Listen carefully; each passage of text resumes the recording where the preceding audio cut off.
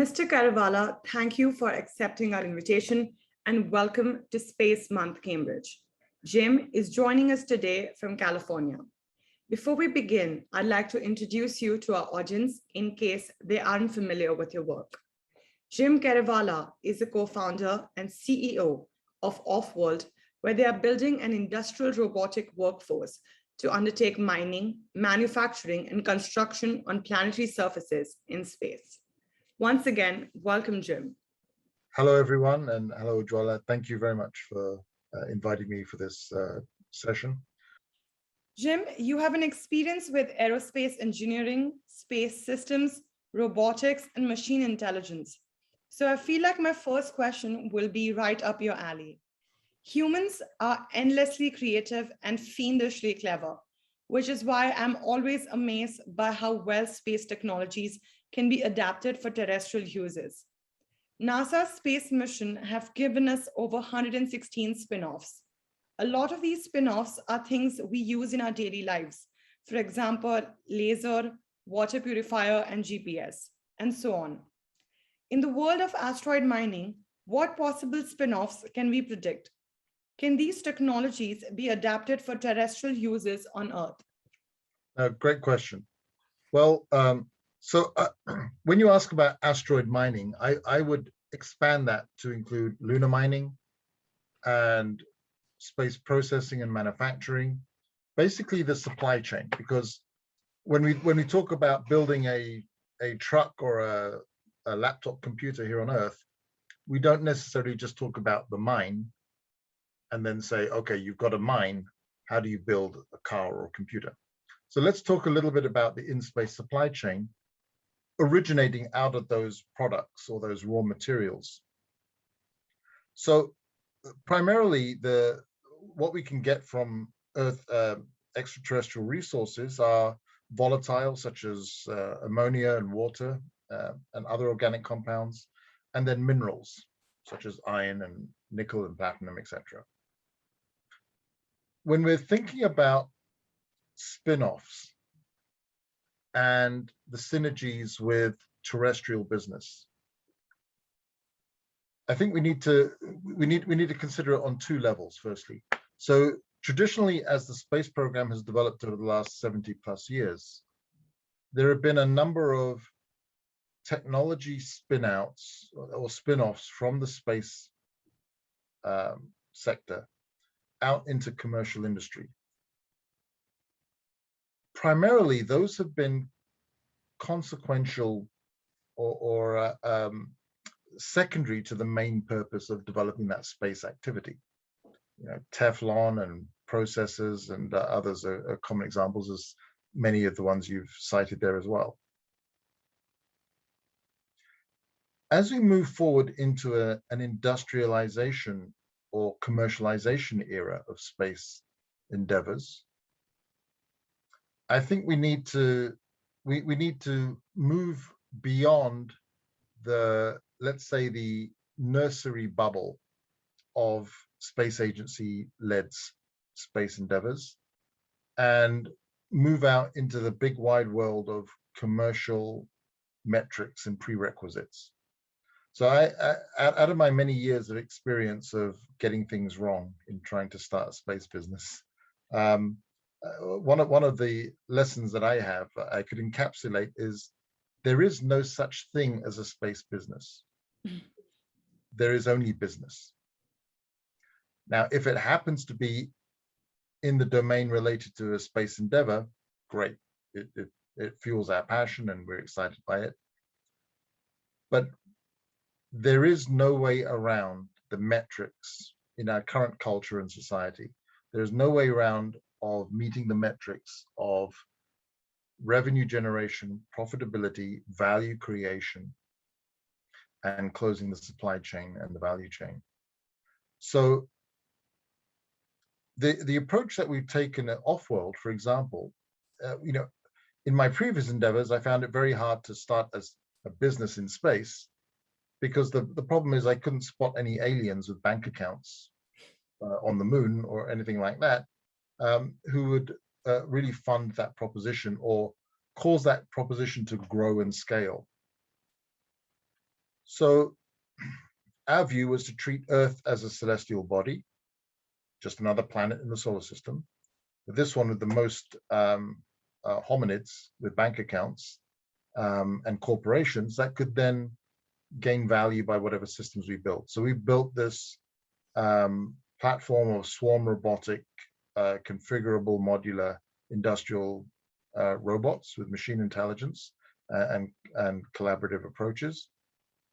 The idea being to take people out of harm's way of mining, construction, infrastructure repair, and other heavy industries, to have humans and people completely outside of that arena of operation. Now, at the systems level, all those robots and pieces we build are then configurable and redeployable in space in zero gravity and on the lunar surface in 16G and around asteroids and space debris and for any number of other tasks, because the systems engineering has a common core, and then we can adapt and refine. As we're currently developing for terrestrial mining and construction companies here on Earth, our systems. As we deploy them in space, we'll push the envelope even further on technology refinements, new materials, mass optimizations, thermal control, and all sorts of other things. Those developments that we push for the space envelope, we can bring back and feed back into our Earth-based systems, terrestrial systems. Okay. So there are primarily, when we're talking about spin-outs in I think the next era of space commercialization, there are dynamics that we can utilize. One is try to find some way to kick off your endeavor with an Earth-based proposition.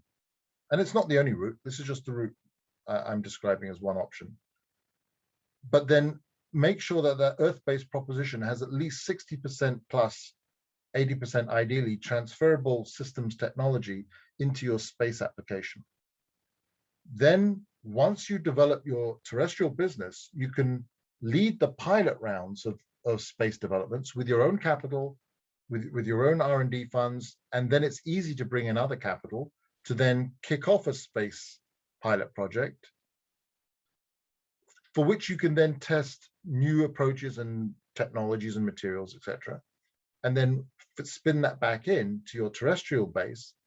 And then with luck, your terrestrial base has such a wide market capture that you generate even more revenues and profitability to put into the next iterations, both of terrestrial and in-space R&D. And so I think that is one robust route to the spin-out mechanism. It's more a spin out, spin in, spin up, spin down. It's a very much more a multi faceted synergy than just a simple spin out. And then finally, to your question, in terms of specific products from the classical, well, what could we develop up there that has advantages here? Well, I think if we're using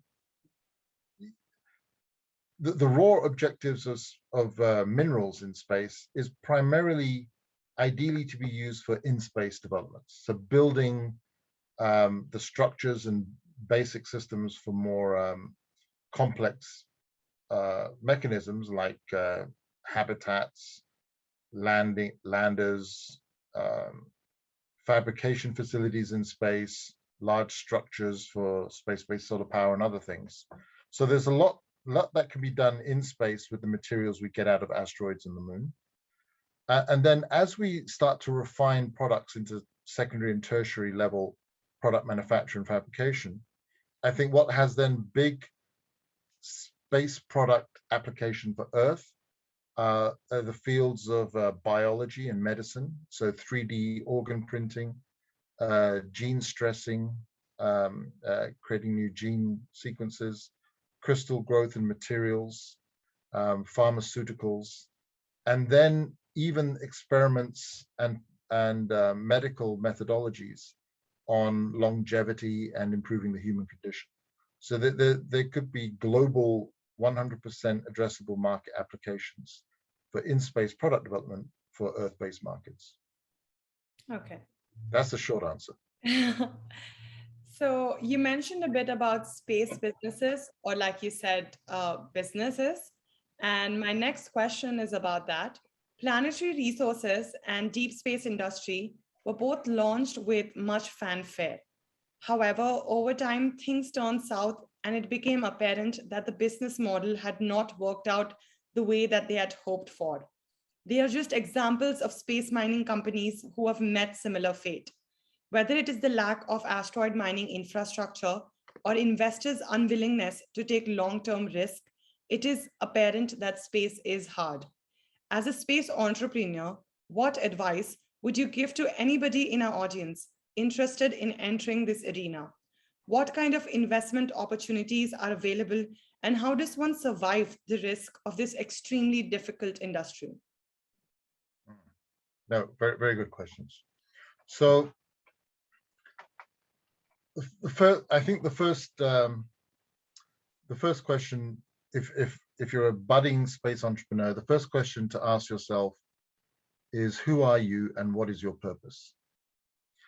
Because as you rightly point out, the journey is long, it's perilous, and it is frontier, which makes it exciting, extremely potentially rewarding, um, high risk.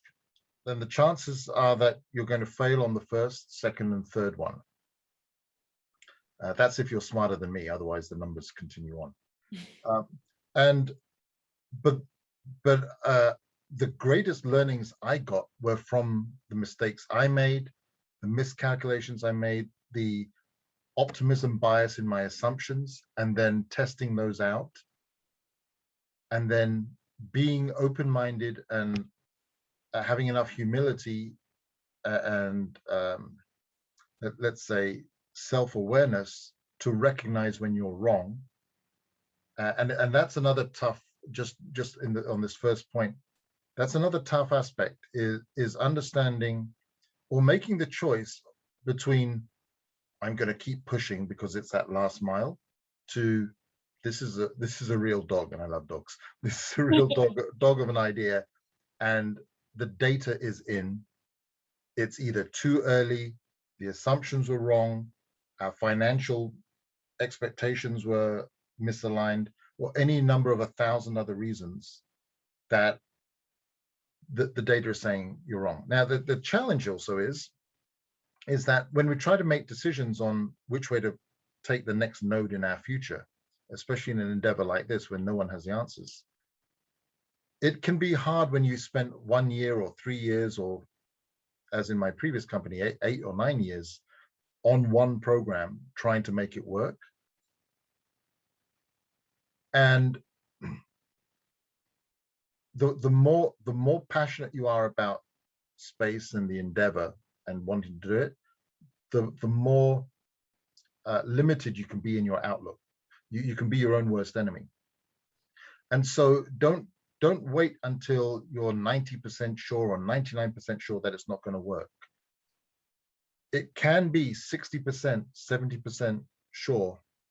Look, there is a chance that there's a 20 or 40% chance I could make this work, and we could make this work with this bit of luck, with this opportunity happening, with this regulation emerging.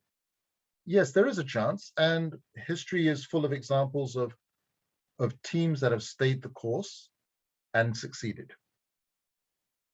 You have to be able to differentiate between that, what is the probability of the likelihood of the probability of success by seeing it through, versus, you know what, I'm going to read the data, I'm going to call it here and pivot to the next thing.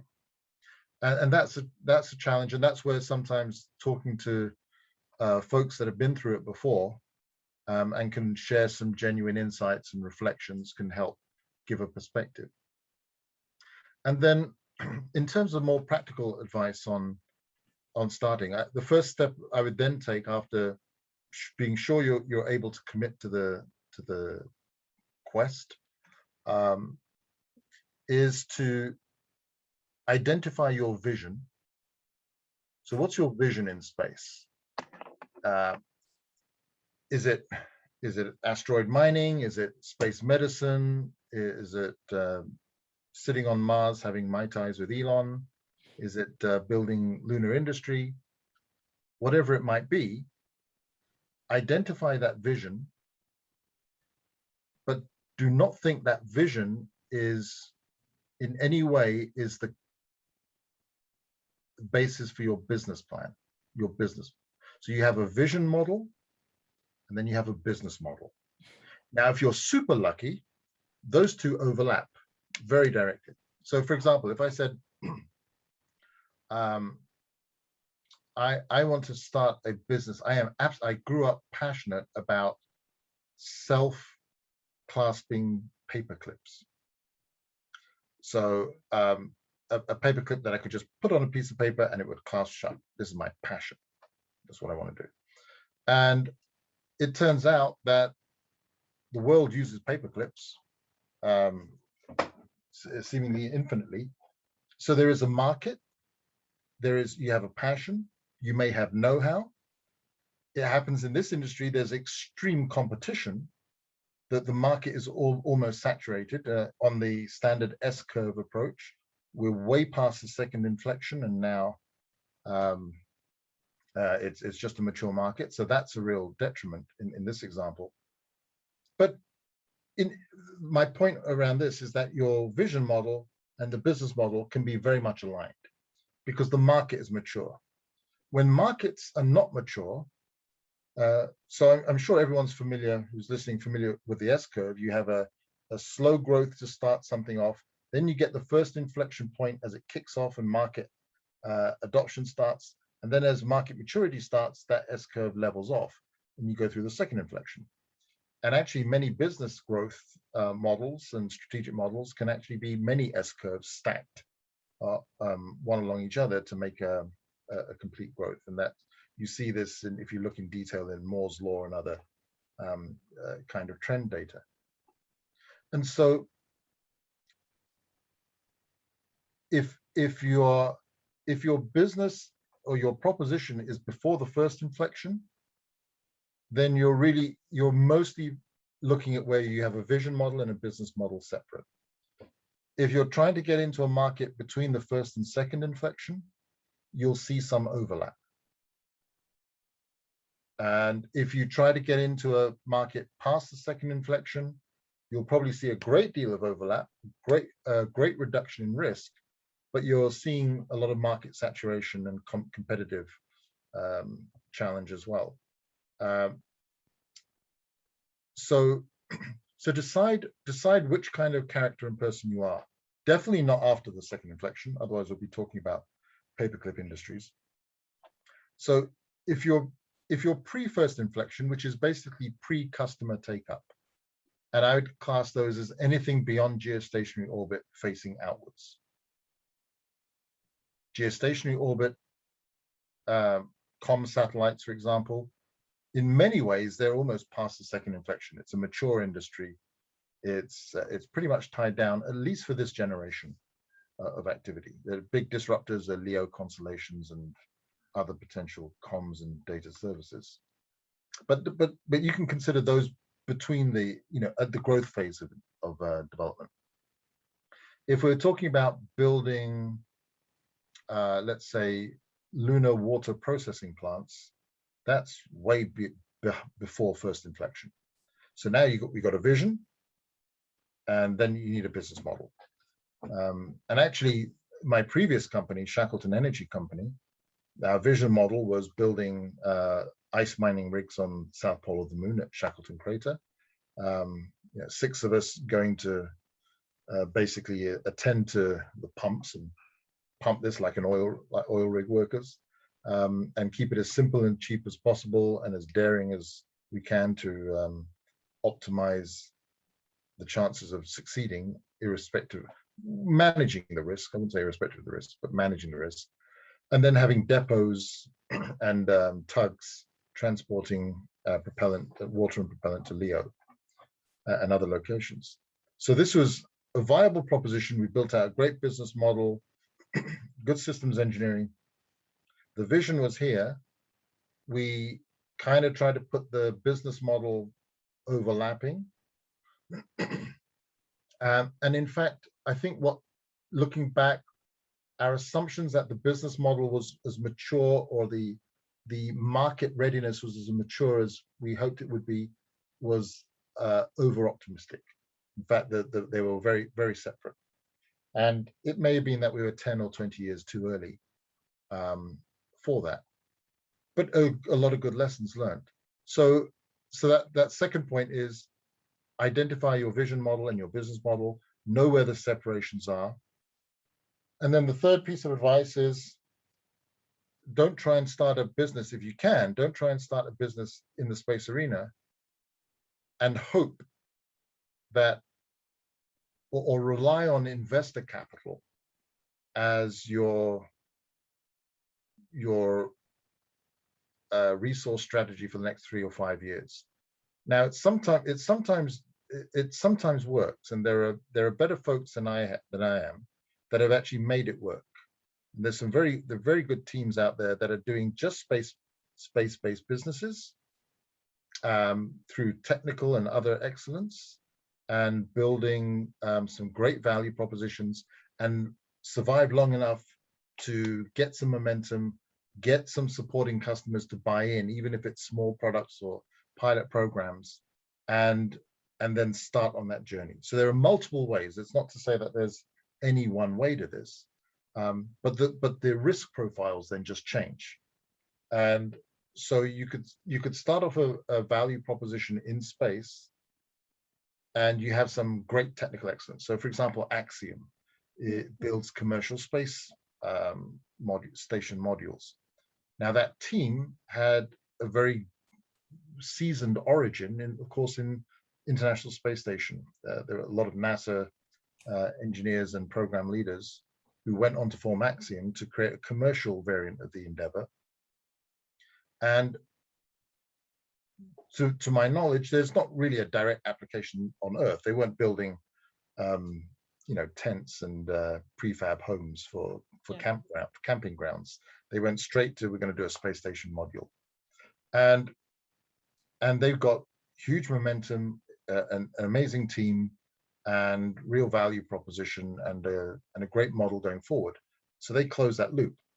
Bigelow Aerospace, run by Bob Bigelow, who is really a visionary ahead of his time, spent 20 years or more investing in his own company to build something similar, more on the Transhab inflatable station module IP, but the same sort of principle, modules for space stations and in-space habitats. But because the market timing was wrong, a number of other factors, despite holding out for a long time, that one didn't transpire. So market timing is very, very important as well. And then I'd basically say, as I said, finally, almost think of it as a long game. And this is an optional a piece of advice that one can optionally take. If you're a young entrepreneur in your 20s or 30s or 40s, you can think of it as a long game.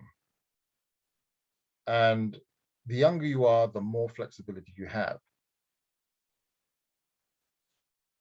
There's often a saying in hockey that you try to skate to where the puck is, as you know, rather than where you see the puck. Yeah. And so the market and the opportunity is a moving target. So part of the value proposition and part of the excitement of the game, if you like, is identifying clearly what the state of play is now, but then forecasting or projecting forward where the market's going to be in 3 years or 5 years or 7 years, and figuring out if you can either build a better device or service or value proposition at that point in time, or do something completely different that leapfrogs the existing system. And finally, a quick example of this is Netflix, as you recall, started off as a DVD shipping play. Their vision was to have streaming video. They they kept grabbing market share out of Blockbuster here in the US, out of Blockbuster's fixed establishments on the high street. And Blockbuster basically tried to hit that head on. And they spent $500 million in cash trying to create their own streaming service, which basically reduced Netflix market share for a period of time by 5, 7, 8%. But it basically bankrupted Blockbuster because they tried to hit an established incumbent head on directly at their strong point. Whereas Redbox took a different route. That as DVDs emerged, they put DVD vending machines in different supermarkets. And who knew there was a huge market for that? There's a demographic that just wanted those pieces.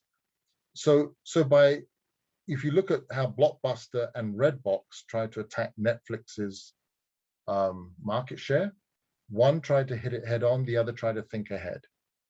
And in the space arena, we are not even at 1% of what's going to happen.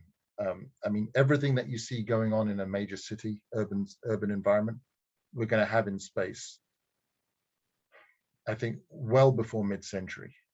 It'll take a little longer than we think to roll up and get started, but once things start moving, we'll be all blindsided by the speed. Because once we have cheap access to low Earth orbit, which is emerging as a real viable option, I think we're looking at the biggest growth in civilization's expansion since the 1800s. I think your advice is going to be really helpful to those interested in this arena. So I was watching one of your videos, and if I remember it correctly, your passion for outer space started off when you read the essay on the principle of population by Thomas Robert Malthus, if I'm right. It made you realize that our planet was a closed-off system, and if humankind continued to grow, it would eventually have to expand into outer space. This essay actually reminded me of a 1972 MIT book titled Limits of Growth, which is actually relevant even today. The message of the book was that the Earth cannot support the present rate of economic and population growth beyond the year 2100. However, instead of controlling our expansion, we are now heading towards expanding our civilization into outer space. Furthermore, these desires are rooted in capitalistic motives to push society towards more material goals, like mining asteroids and bankrolling of the possibilities of billions of dollars that this industry might make. Do you not think that we are taking away a wrong moral or lesson from all the stories we keep hearing about reaching a point of no return on Earth? Good question. So let's try and frame this this very important question a little bit.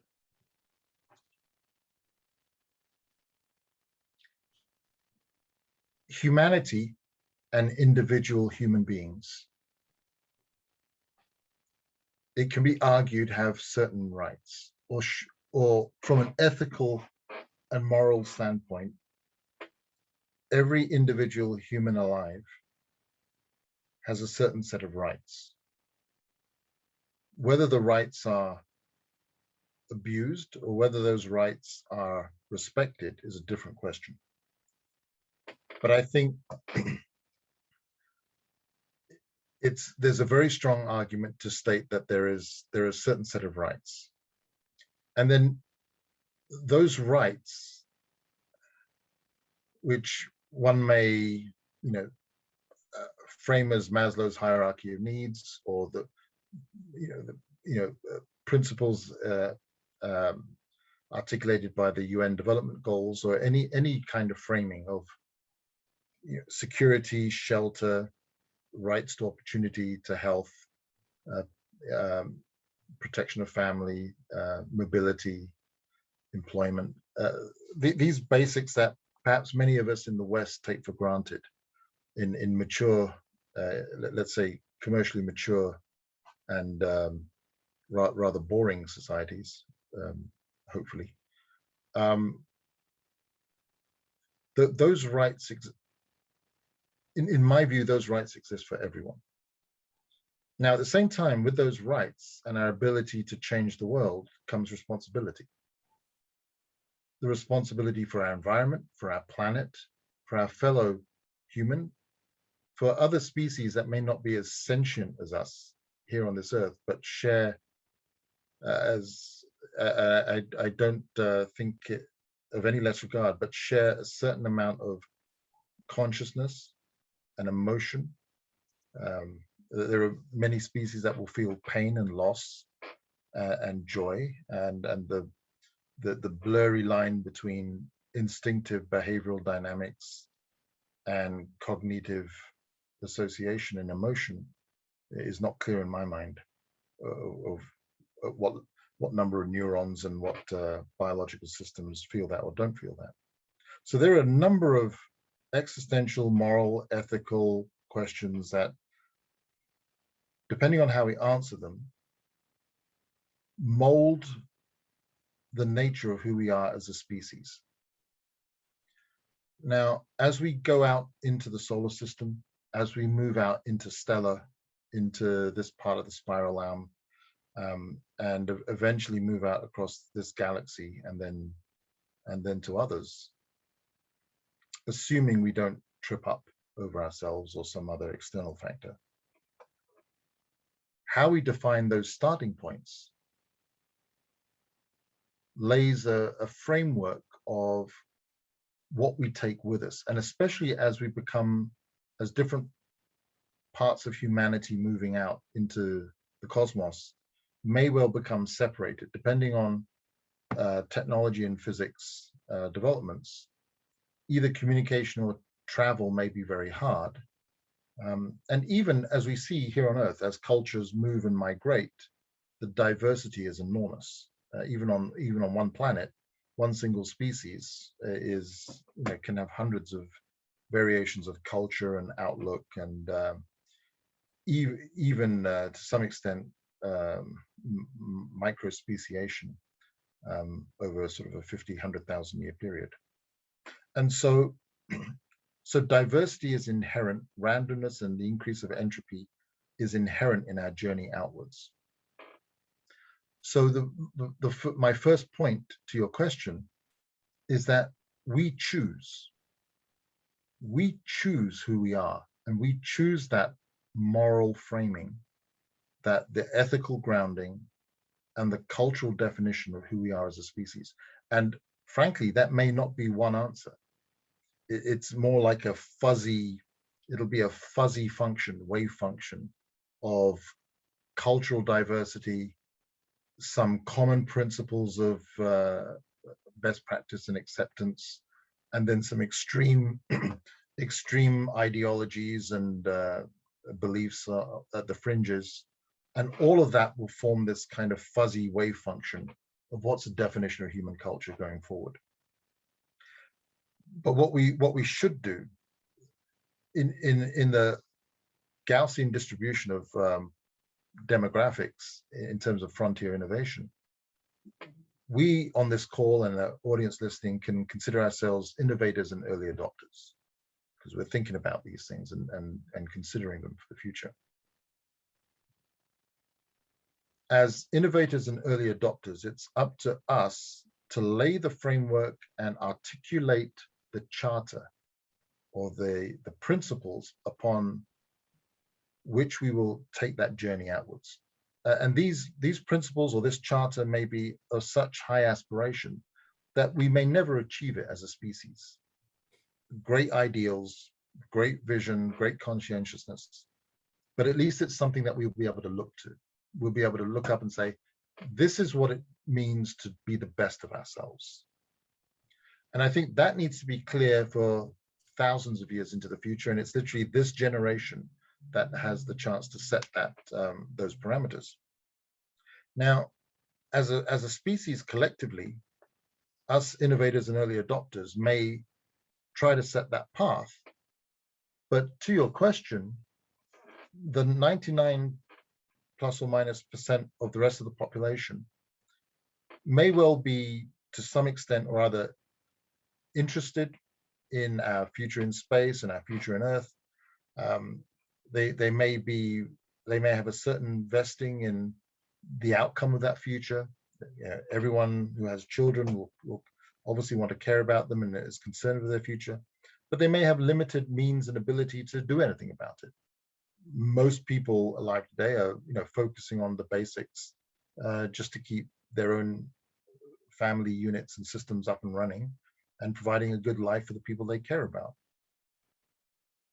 The way they provide that good life is through, in our current economic and commercial system, which you mentioned, is maintaining the input of and the collection of as much monetary resource as possible.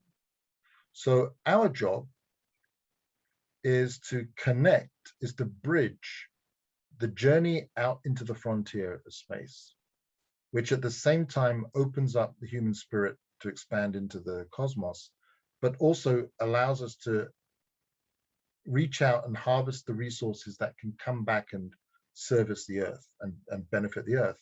So it's our job to bridge that motivation with monetary mechanisms for commercial exploitation so that the rest of the infrastructure and ecosystem can then benefit and start to mobilize capital throughput. Now, this gets to the interesting conundrum, which is either a dichotomy or a contradiction, is that if the majority of that financial value chain is not particularly vested in how we go out into space, let's say they're really interested in making money. And I'm sure there's a lot of good narratives, and many corporations will, tick the boxes on ESG messaging and corporate governance and make sure they say all the right things. But really, it takes a lot for corporations, especially public corporations, to consider value frameworks beyond the financial only. So they will mostly put profit over humanity to a great extent. And it's neither good nor bad. It's not to be vilified. It's not to be celebrated. It's a function of our nature as Darwinianly developed beasts that want to gather resources and maintain and increase security. And so our job is therefore, as we go out into space, is for us to maintain such a clear messaging on how we should do this. What are the right ways to work with the environment in low gravity environments? And it's not just for environmental prudence. We land vehicles on the lunar surface. If we don't do it with consideration for the environment, we can kick up a whole bunch of lunar dust with our operations. That lunar dust is highly electrostatic and abrasive. That causes damage to people, to astronauts, and to machinery and hardware. So it's in our interest to be environmentally balanced and to treat these as a whole systems accounting. And so I don't see commercial exploitation of the space frontier as a necessary evil. I think it's just part of the mechanism. It is part of the mechanism that allows us to expand. And in any physical activity, there will be thermodynamic waste. So we cannot move in the universe. We cannot do anything without there being waste and excess. It's the fundamental laws of thermodynamics. And that applies to human and intelligent and collaborative systems as well. The question is then, how do we continue managing that thermodynamic waste? So we place that thermodynamic waste in an area that is outside where we want to thrive and live as a species. Now that gets to a final point I'll make. I'll wrap this up. We have one star that we can reach right now with one habitable zone where water is in liquid form, with one beautiful planet inside it. That actually creates an asymmetric stake in the ground. There is something where we can say one side of the argument is more valid than the other. At all costs, Earth has to be protected as a meadow. Earth is a fragile, beautiful meadow in a warm, luxurious, temperate, habitable zone Yeah. that that we must nurture and protect at all costs, at all costs. And the only way in, if again, back to first principles, closed systems, Malthus, Donatello Meadows, limits to growth, whatever the framework one might think, the way to deal with closed systems is not to reduce your operation within that system, but if we're going to be true to our ideals as a human species, again, it's not right, it's not wrong, but we are an expansionist species. The very nature of caring and loving your children, by definition, requires growth and expansion. One cannot vilify the necessary mechanisms for expanding the frontier, expanding commerce, and expanding resources, and at the same time saying, I love my children or my family or my friends or my community, and I want to do the best to expand for them. And of course, how we do that sometimes gets messy, it sometimes gets ruthless, frankly, and some people live only by that for its own sake. But the point is that outside of Earth's habitable zone or the sun's habitable zone, the rest of space is kind of a cold industrial zone. Well, many places, not necessarily gravity well planets, but the asteroid belt in particular, one might consider, unless we find evidence to the contrary, it's safe to consider that as an industrial zone. Full of resources, that's where we want to build a lot of industrial technology, shipyards, large galleons to sail across the solar system, and to build our civilization growth. That's where off-world will take its robots ultimately for the first big waypoint of industrial development. And in my view, being able to then build space-based solar power, industrial processes, tools, machinery, even as costs reduce so much for transport that it becomes cheaper to manufacture goods in space for Earth-based use. That point may well come. It's just a case of economics.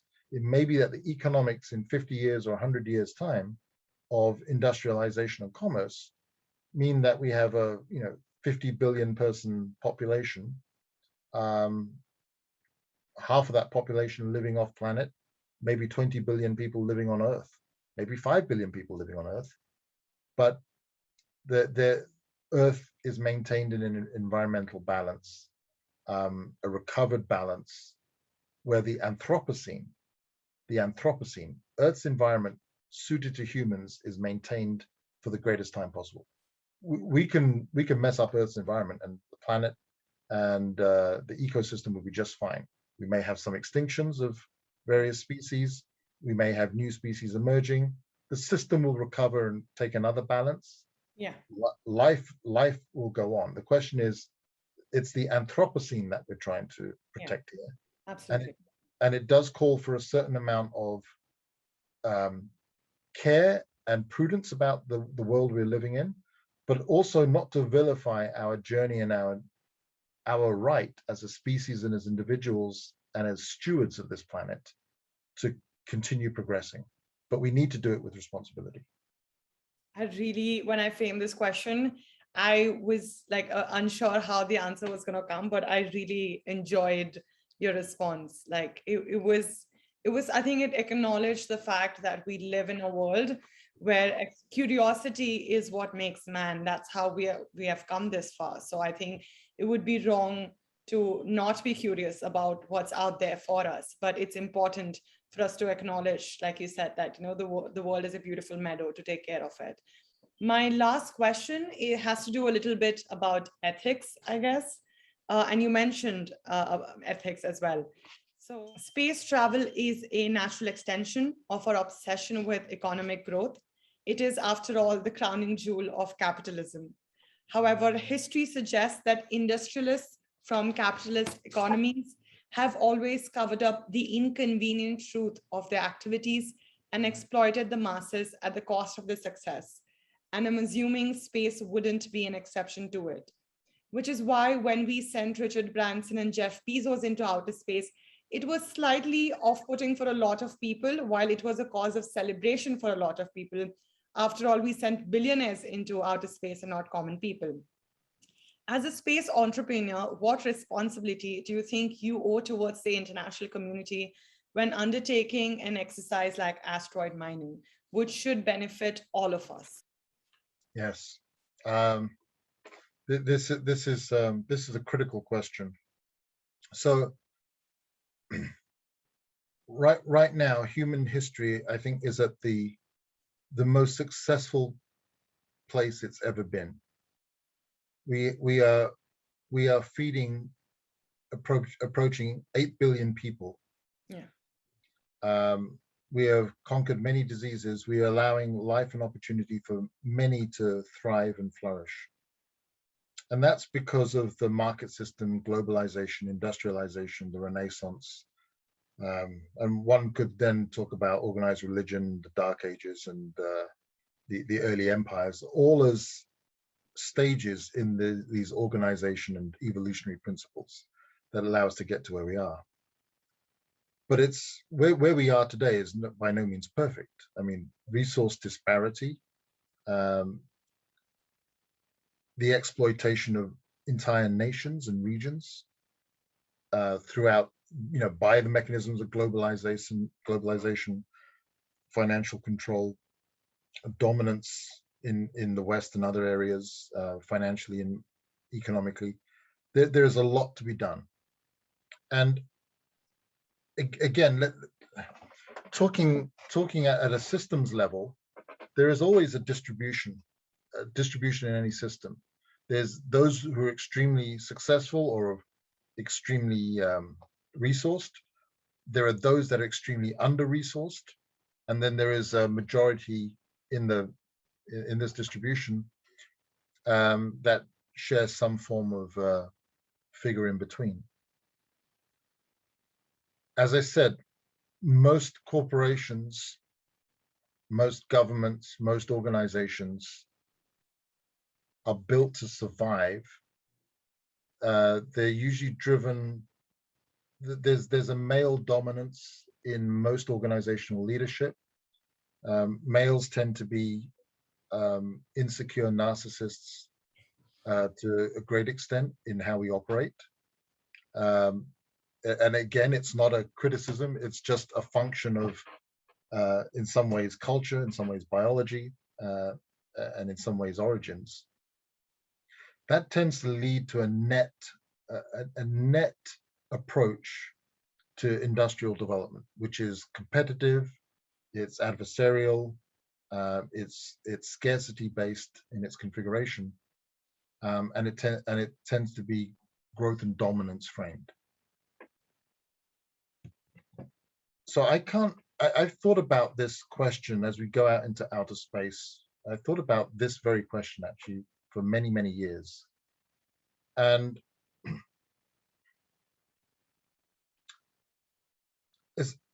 space is a little unusual because it has no real particular laws. It's just bounded by a handful of treaties, the primary being the Outer Space Treaty. There were other attempts at some treaties that were made that arguably didn't take root. But one of the principles in one of these, I don't want to call it a failed treaty, but let's say a treaty that hasn't gained mass adoption. The Moon Agreement. The Moon Agreement. That which shall not be mentioned.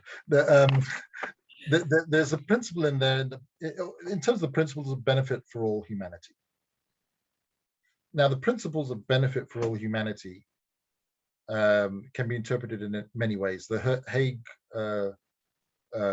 Resources Working Group did an amazing job of framing some building blocks recommendations for moving out into space, and the Moon Village Association continues this journey as well with their Gexler and other framing programs. So there are ways to try and frame the benefits for all. But in reality, I don't know how to. I haven't yet thought of a way of how to create a framework that manages fair distribution without then constraining rights of the individual.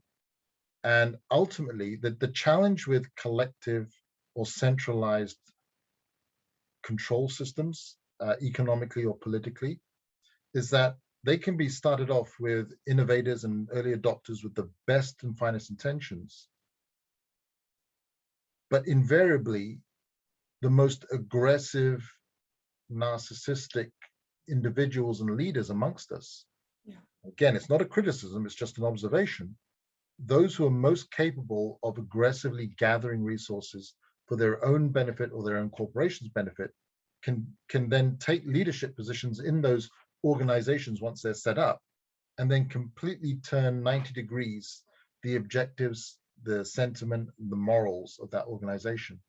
Once those central command mechanisms are set up, they then get exploited by those who are corrupt. Invariably, the corrupt will find their way into it and exploit it in the second generation onwards. And we see that time and time again, politically and organizationally, that this is a risk that can happen. So how do we address this? So as I said, unless you're an early adopter or innovator, the chances are that you're a system leader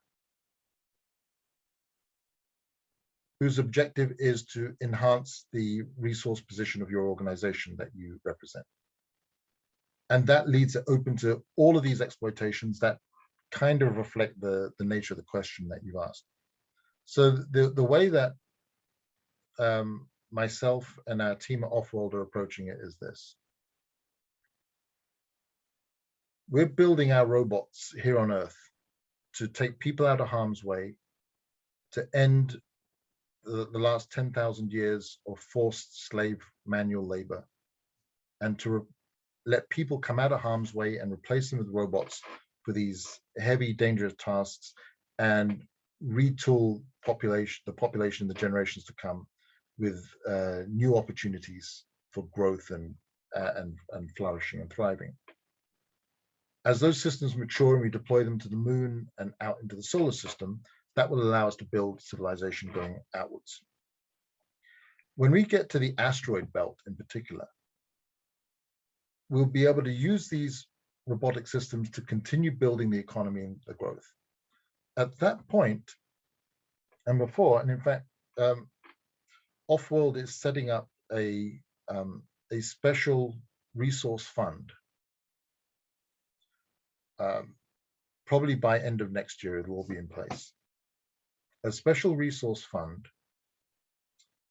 that will distribute the vast majority of the value created at the asteroid belt and beyond back to every man, woman, and child in the solar system. And it will be an equal distribution. It'll be a universal resource fund, not a universal basic income fund, but a universal resource fund that will distribute exactly the same fraction of the resource pool to every individual alive. And if you're in the West, that has less impact because it's a small amount relative to income. But if you're in a developing nation or a region where that has an outsized value, it works perfectly because then that amount can make a big difference.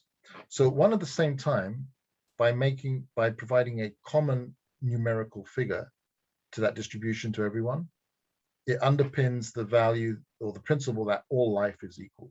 Yeah. And all life has equal rights.